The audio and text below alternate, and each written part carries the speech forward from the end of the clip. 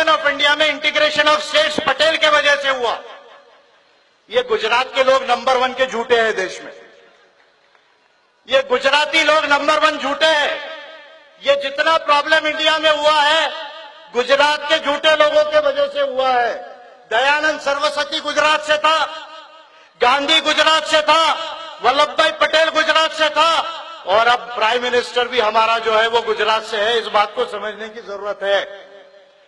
मैं जानता हूं आपको अनप्लीजेंट लगेगा, आपको डर भी लगेगा, लेकिन मैं आपको सही हिस्ट्री बता रहा हूं। ऐसा कहा जाता है कि पटेल ने यूनाइट किया इंडिया को, और अब गुजरात के अंदर पटेल का दुनिया का सबसे बड़ा स्टैच्यू बना रहे हैं, स्टैच्यू ऑफ लिबर्टी से बड़ा, स्टैच्यू ऑफ यूनिटी।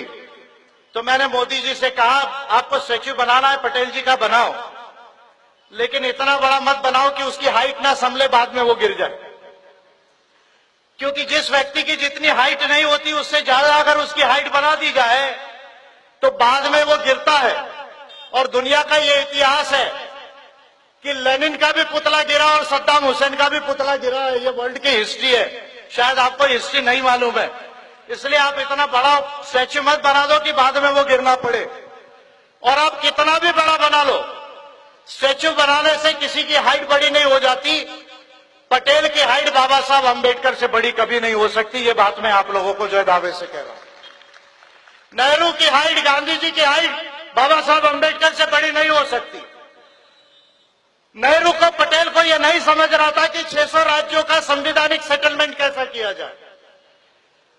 तब British parliament transfer of power के ऊपर में, जब ब्रिटिश पार्लियामेंट ने जून में 1947 में कॉन्फिडेंशियल मीटिंग बैठाई 3 जून को, और उसके बाद ये चर्चा हुई पूरे देश में और ब्रिटेन में कि अब भारत को आजादी मिलने वाली है, तब बाबा साहब अंबेडकर ने ब्रिटिश पार्लियामेंट को लेटर लिखा।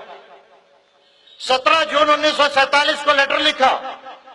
ये मैं आपको डेट्स एंड फैक्ट्स के साथ इसलिए बता रहा हूं क्योंकि बाबा साहब अंबेडकर के ऊपर 2500 डेट्स का दुनिया का सबसे बड़ा क्रोनोलॉजी मैंने लिखा है, इसलिए बात मैं डेट वाइज आपको बता रहा हूं।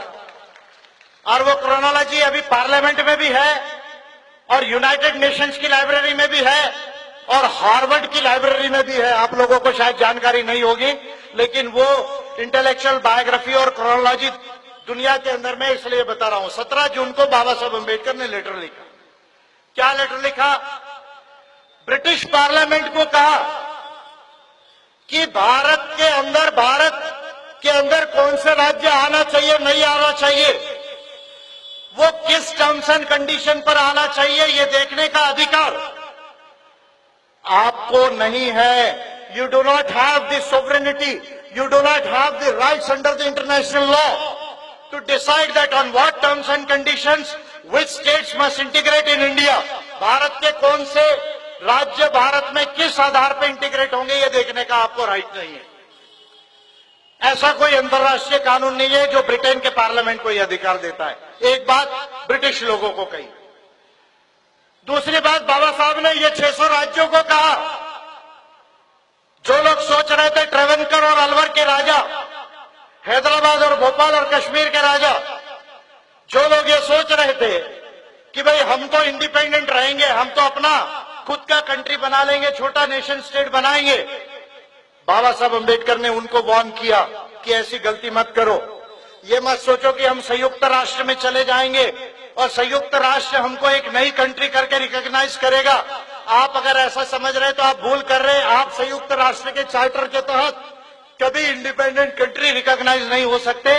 आप भारत में आइए और मुझ पर विश्वास रखिए, मैं जो है आपका कॉन्स्टिट्यूशनल सेटलमेंट करूंगा इंडिया में। ये बात बाबा साहब अंबेडकर ने राज्यों को कही।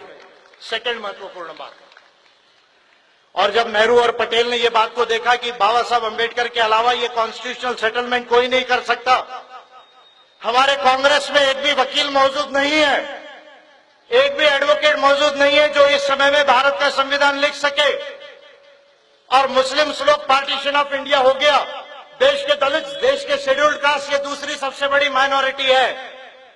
अगर इस देश में हमने कॉन्स्टिट्यूशनल सेटलमेंट SC/ST का नहीं किया, OBC का नहीं किया, तो इनकी आबादी 100 करोड़ से ज्यादा आज है। यानी 80% से ज्यादा इनकी आबादी है।